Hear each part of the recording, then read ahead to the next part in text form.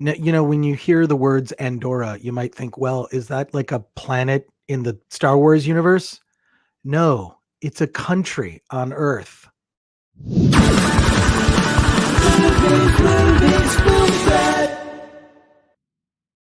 Welcome to the Film Threat Podcast. I am Chris Gore. I am pleased to bring on the director of the Andorra Hustle, Eric Merola. Welcome to the Film Threat Podcast. Great to be here. Thank you. I am a huge fan of documentaries. I imagine you are as well. I mean, anyone who's a documentary filmmaker is also a fan of docs. Sure, of course. Yeah. Yeah, I mean, it's like one of those things where it's a genre that I've always loved. I think that also documentaries kind of, cross different genres. I mean, everything from sports documentaries, biographical documentaries, documentaries involving pop culture. You've made a documentary that is about the financial system in this country, Andorra, which I didn't know existed. And Andorra, at least at the beginning of your doc, sounded like an idyllic place, this country that, the standard of living for people is very high in Andorra. What led you to making a doc, not only about, this country, but also about this incredible, like I don't even know how to describe it. It's sort of like in a way, it's like a global heist. Does that make sense? It does. It's a really long story about how I came across it all. But yeah, Andorra is sort of like a little mini utopia. I spent countless days and weeks there. But when I've been doing these films for 10 years, and whenever I make a film or decide to make one, I want to make it about something that no one has never been covered before. And all my previous films were about various innovative technologies that disrupt the current status quo. Mainly within the world of science and medicine. This was totally different, but it started out as something similar where I was looking at the world of finances and money and how abstract the idea of money is and how it's just, numbers on paper and numbers on a screen. And without going on forever, I mean, it led me to this story. And it's not just about Andorra. It's about the war between Catalonia and Spain, and it's also about the U.S. Treasury because the United States was heavily involved, and it just had all these wonderful ingredients. With the United States involved, Spain and Catalonia involved, and all these cool, interesting things, including a country that no one's ever heard of. But it was an international heist, international scandal with multiple tentacles, with extortion and everything you would have in a good thriller, but real. So. It's interesting because it is sort of this like weird global heist, but you mentioned money. Like money is just like something we made up, right? Like money in and of itself, pieces of paper don't have value. We assign a value to it. Right. So it's strange this is why, I think there's a lot of outrage about many things today.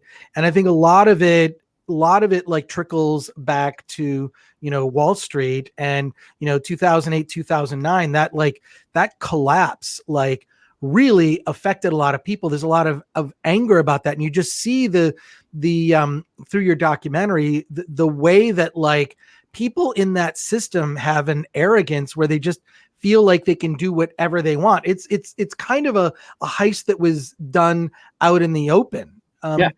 So how did you even get the people? I mean, your doc opens with people saying, if you heard this story, you'd never even believe that it happened. And I kind of feel like I do believe it because I feel when you look back at what happened in 2008 in the United States, I kind of feel like people in the banking system just feel like they can do whatever they want, pillage and do whatever.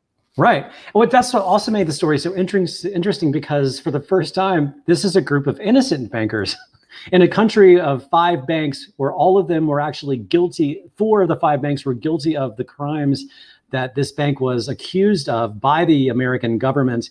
And it turns out they were the only good ones. That's what also made it really fascinating because I went into this honestly thinking the same thing, like everybody hates the banks. Like this is not going to be hard, story to tell. But it turned out as I dug and spent more time on the ground in Andorra, before I even realized or committed that I was going to do this thing, I just wanted to get on the ground to meet some of these people and really poke around that, my goodness, in the world of corrupt banking, this wasn't a corrupt bank. It was actually a corrupt government in Spain, a corrupt government in Andorra, and America just doing the will of its allies, swinging its imperial stick around. And, America is clearly an empire, but Spain has been generations of having empirical power like America does now for the region. It just has so many elements that it was so spicy. And again, since these are all things, especially in America, elements that people have never heard of, but again, it has all the elements of similar stories we've heard. I just said, I've got to do this. But to answer your question about how I found out about it, it was just a slow process. I mean, the Catalonia-Madrid relationship was new to me until I got about 20 to 30% of my way into it. And honestly, a lot of the people on the ground were afraid to bring that up because I kept saying, well, why? What's the reason? If everyone's innocent, what was the motivation behind this? And I eventually figured this out on my own. And once I had, the floodgates opened up. And as you saw, I interviewed 2 former presidents of Catalonia and a lot of higher caliber people that I, was able to acquire. I think maybe using my credentials as an American LA filmmaker, and looking me up on Google, who knows? Doors opened up for me faster than I had ever had happen in making a film like this before. No, that was the thing that really surprised me, is the fact that you got so many people to speak on the record about this. I will say, there's a little part of the movie where you go into a little bit about Andorra. I kind of want a vacation there. It seems like this idyllic country that doesn't come with, look, I think you mentioned you can fit the population of Andorra into a sports stadium, basically the entire population. So, perhaps a far less the country doesn't come with as many complexities, but in terms of telling this story, how do people react to you getting all of these people to speak on the record about what happened? Well, these people that went on the record, they at this point have nothing else to lose. They're all facing, over 24 people are facing prison and tens of millions of euros in fine for crimes that just never existed. So it wasn't easy to get them. Lots of people were too scared to go on record, but the ones that I did get on record, I think that's part of the process of doing these films like this. You have to really gain people's trust and let them see your motivations are pure. It wasn't an overnight process. So once I got one guy on record or one woman on record, then they would tell everybody, because Andorra is so small. So I really think this guy's intentions are pure. I think he's going to try to tell the truth about what really happened here. So it was a kind of a domino effect. Then before I knew it, I'm interviewing presidents about this. So, but Andorra, actually, on that note, Andorra is a great place. The food is amazing. The people are pretty cool. If you like skiing, it's one of the best places to ski. It's nestled in the Pyrenees Mountains between France and Spain. It's a very cool, unusual little place. I'm not ever suggesting, even though it's the Andorra hustle and there's a lot of corruption at the government level, but what country doesn't have that? I'm not saying that, I would never say that Andorra isn't a beautiful place to visit, for sure. Well, we don't have corruption in the United States. What are you talking about? This is crazy. It is sort of like what's funny about your film is that, not only you're talking about this like very complex, crazy situation in Andorra, but it's kind of a good advertisement. You represent the country very well, is what I'm saying. It made me want to go there. Now, you're an independent documentary filmmaker. You're releasing the movie. It's going to be on Amazon. Is that right? Amazon Prime? Yep. It'll be on Amazon Prime worldwide in a couple of languages, September 4. Yeah. And then it'll be splattered all over YouTube as well, and multiple YouTube channels as well. So, yeah. So, I think it's important for people to see this, just to know that what happened in the United States in 2008 isn't the craziest thing that's ever happened in the banking industry. Yeah, it's nuts. What can you talk about in terms of releasing an independent film as a doc filmmaker? And I know a lot of doc filmmakers, and I always like to say, may have heard this before, but a lot of doc filmmakers, I never get to meet their butlers because none of them have butlers. No, it's not. You don't make documentary films to get rich, is all I'm saying. So, what are some of the things that you've had to do in releasing the film yourself? Yeah, well, it's like 10 years ago, my first film, I was juggling a day job, calling in sick to work. I just became obsessed about the story. And I got really fortunate with that. It was released in 2010, and then it had this other wave in 2011.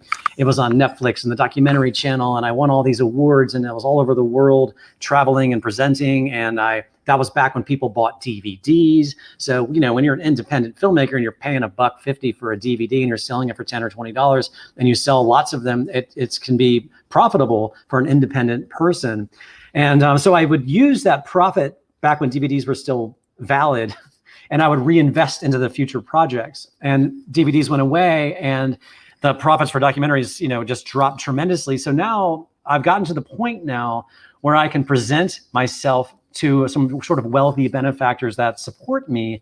And I work with a 501c3 here in California, where it's set up legally to do so that they're going to do charitable donations every year anyway. So they run it through the 501c3. I get enough to make a living and get all the travel paid for and all the hotels paid for and any extra stuff. I do all the editing, all the motion graphics. I do all the filming with my wife and some people that help me out. I hire out the music, and I do all the web stuff by myself. So it's sort of like I'm a mad scientist in that regard. But you sort of, over time, you just build sort of a repertoire. You build relationships where the next movie and the next movie just becomes easier and easier. My movies are generally pretty kind of, bizarre subject matter like this. And are also generally fairly controversial. I'm not afraid of jumping in the middle of a bee's nest and trying to make sense of something that's very controversial. So they have difficulty making it to the mainstream avenues. Like, again, I got lucky with Netflix back in 2011, but that was a different time back then. But Amazon, if you have a distributor, most filmmakers can get on Amazon Prime with the proper distributor, but you only get, a few pennies per viewing. It's not like an exclusive deal where you're got some big payout. So well, that's some of the best advice I've heard about making a living as a documentary filmmaker. You need relationships, and you need benefactors. Yeah, absolutely. It's the only way to do it, I've found. I mean, because trying to reinvest, I did really well in the first movie, and then just almost went bankrupt trying to make two more after that. And I built enough of a following where I would have discussions with people that support my work, and I was, they were suggesting how they could help me. And then, long story short, I created this sort of organism where I could now say, okay, this is my next project. This is what I want to do. Can you give me enough to start to see if it's worth it? And it just builds and builds. And then before you know it, if I decide to finish one, here we are, and I got to the finish line with it. So, well, yeah. It's the only way you can afford to pay your butler, I guess. Right. That's sort of, yeah. Hey, well, I want to thank you for being on the Film Threat podcast. I also want to thank, if you want to up the budget of your doc, we have a sponsor, Storyblocks. Okay. If you go to storyblocks.com/filmthreat, it's stock footage. It's 1 million clips available. You just pay a small monthly fee. If you go to storyblocks.com/filmthreat, take advantage of that deal, and you'll get access to music, special effects, millions of clips, drone footage to make your movie look really expensive and up your budget, which you had a lot of great footage. I have to say, you did get a lot of great footage, but they're a sponsor and they allow us to do this. So I want to thank them along with yourself, Eric. Congratulations on the movie, by the way. Thank you very much. I encourage everybody to check it out on Amazon Prime. Thanks so much. Thank you. Very nice talking to you.